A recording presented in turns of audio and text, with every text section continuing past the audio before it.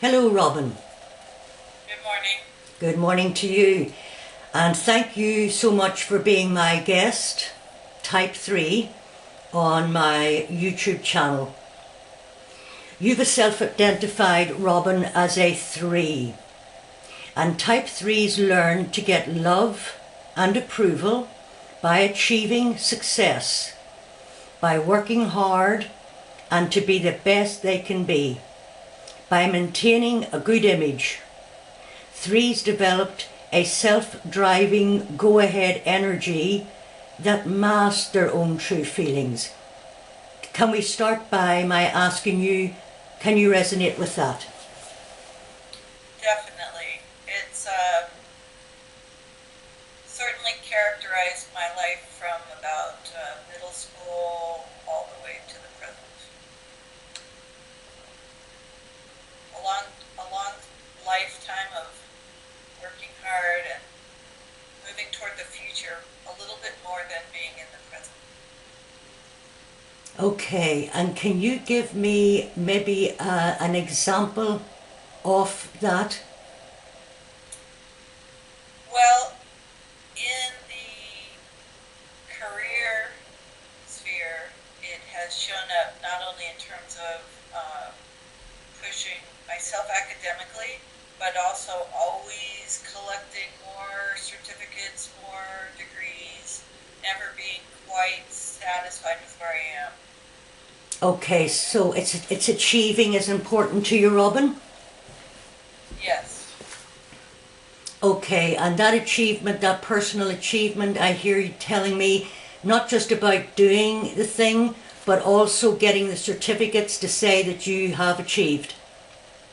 Yes. Okay, and that is important to you. So that tells me that your achievements, from your point of view, are important, that you show that achievement to other people so that they regard you in a positive manner. Is that right? Uh, um, yes, but also the certificates aren't just about showing them off to other people. It's also about wanting to complete things, and that's a big part of my personality. I want to bring something to an end, not just get halfway through a program. Right.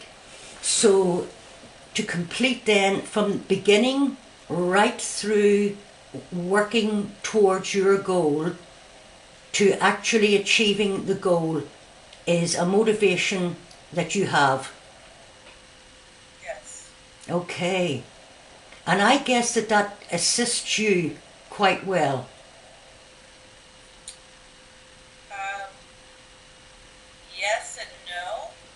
I'd say mostly yes, in that it gives you choices in your career, but also sometimes you haven't learned everything you thought you were learning because you were just studying for the test.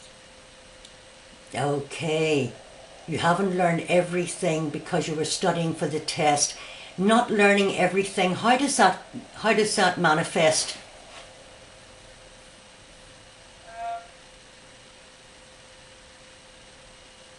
I guess you're just a bit in a rush, usually, cutting corners perhaps. Um, it's again a little bit of a lack of genuineness because you can show that you can get an A on a test or succeed, but you might not retain that knowledge because you went so fast to learn it. Wow. Okay. Okay. And if the subject interested you enough, Robin, would you change that aspect of 3?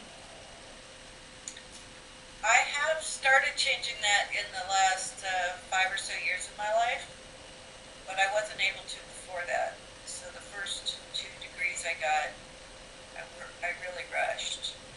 And then now I'm more in a mode of trying to learn for the joy of the learning rather Wow. than the certificate.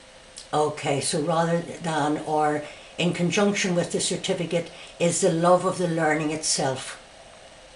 Right. Including studying things that aren't necessarily smart career moves. That have more personal interest for me.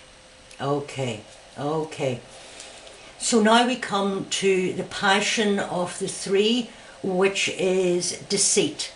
And the deceit around the 3 is not deceit as such, the dictionary definition. The deceit is the being out of contact with the 3's own inner feelings. Feelings, when it comes to type 2, 3 and 4 on the Enneagram, 2, 3 and 4 being in the heart centre, as we know, when it comes to type 3 and image, there can be a mechanism within the 3 that attaches perceived feelings to an image in order to get a job done. And that can be different to the genuine underlying feelings that are not far away from the surface in most cases for the 3. And I'd like you to talk a little bit about the difference. First of all, give me an example of attaching feelings to an image, perhaps in a professional capacity, versus getting in contact with your own inner feelings, and what mark the difference for me, Robin, please.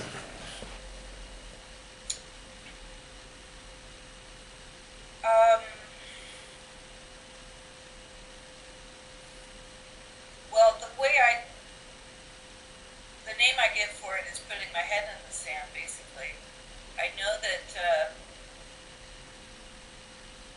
to move forward in certain undertakings, I have to ignore how I feel about it. And so I repress those feelings. One, because they feel messy to me, and I don't really want to engage with them because they bring up too many questions that prohibit me from moving toward the end of that undertaking. And unfortunately, the feelings don't go away. They're just there slightly under the surface. So when you find a chance to let yourself feel those things, it can be very visceral. And to me, it actually is physically painful in my chest. Wow. Like being hit, what I think would be like being hit by a car or something, where you can't believe how much it hurts when you stop long enough to let it in.